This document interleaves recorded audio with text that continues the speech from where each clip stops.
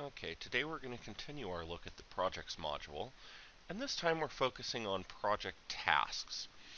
In a nutshell, tasks allow you to get a progress of how far you are through each phase of your project based on certain larger types of tasks that may take more than one time entry to complete. And just a quick example to help you understand that would be, for instance, we see in our default list here, we have a task called preliminary zoning review. So it might take an employee several hours spanned over the course of several days in order to perform this task. Well, you not only want to track the number of hours of time that they actually log performing the task, but you want to be able to see, well, where are we at with this task, and then more importantly, with all the tasks that we have defined for this project, where are we with the phase in general itself? So that's what tasks do. They are completely optional. There's no requirement to use tasks. And typically we would say that more often than not, our larger scale projects are going to be benefited from tasks. So we'll start at the top here. So we have an option that perhaps doesn't necessarily make as much sense as you might think it would. Use tasks for time. What does this actually do? Well, this essentially is the on-off switch for the tasks functionality. So what this actually does is when this is turned off, when we go to enter time for this project, and we're not going to bother saving that, but you'll see in this example time entry that we have here, there's a box here to select tasks. If that use tasks for time box is turned off, then basically this entire box will disappear. And instead you will just be able to enter all the other fields, but not actually select a task. And this is how you would want to do it if you just don't use tasks, or they're not appropriate for this particular project. You can turn them off in that way. Use estimated completion, we'll come back to that in just a moment. And we'll see here are phases that we have predefined for this project. It'll automatically pull in our budgeted hours. And then also each task can be budgeted. And then we can also see the actual hours. And this actually represents the number of hours of time that is actually using the tasks that are defined for each of these phases. So in this example, we can see that we're completely done with phase 1 pre-design. And we can see, well, we had 50 hours, I'm sorry, that's the regular phase budget.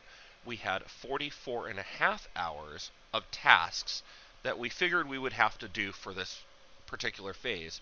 But in reality, it took our people 62.5 hours to actually complete those tasks. And then that gives us the leverage to very quickly come in here, look at this screen and say, okay, well, why did it take so much longer? Perhaps we need to adjust our estimated budgeted hours for these particular tasks, or maybe there's inefficiencies that we can now find and streamline. The actual tasks themselves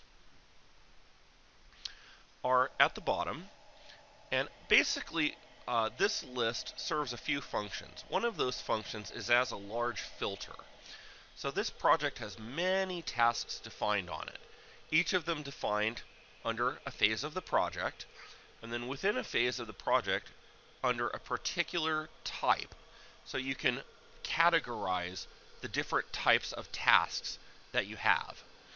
And this list is completely user configurable, as is the list of the actual tasks themselves. All these are configurable in preferences, all completely customizable in every way. So if, for instance, we want to see where we're at on phase 3 right at the moment, we can select it, and we will see that our list updates. We can say, okay, well, let me see all the administrative tasks we have. Okay, and we can see we have several defined, and we can see that there's only one that's still outstanding. We have a zoning and code analysis task.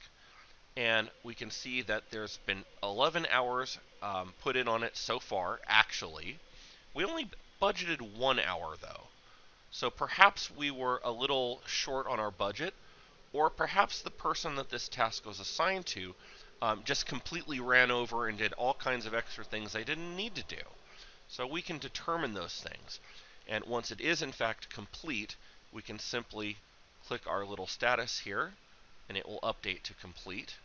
And then as soon as we save that,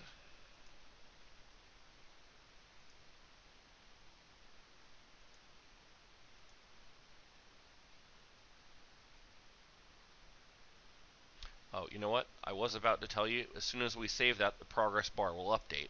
And it will. We just didn't have very many hours budgeted for that, so it moved so little we didn't see it.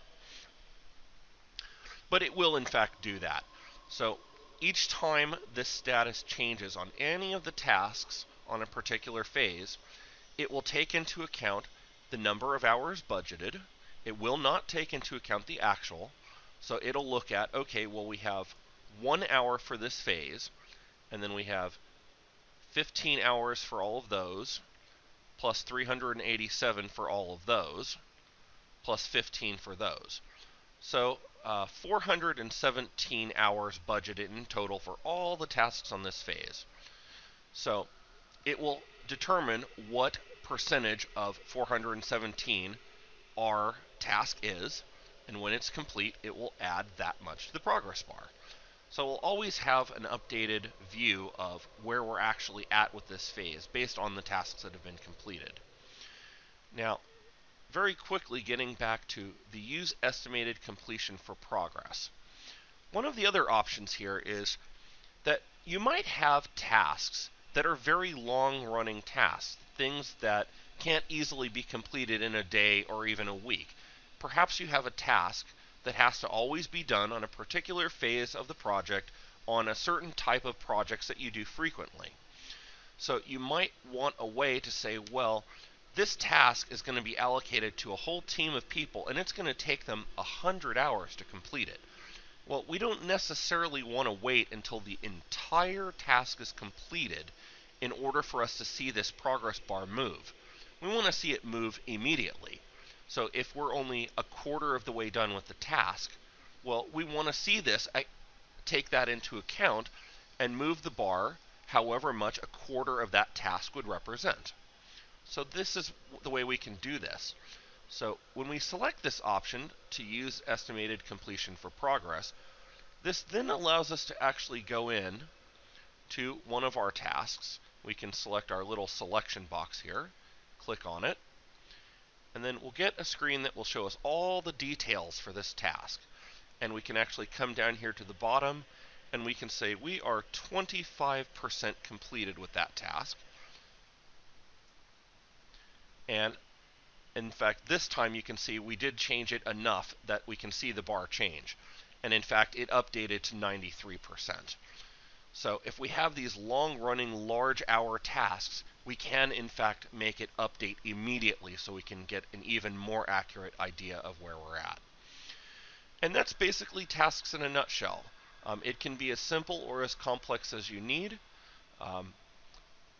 But that's a general overview of how it works and how it can help you.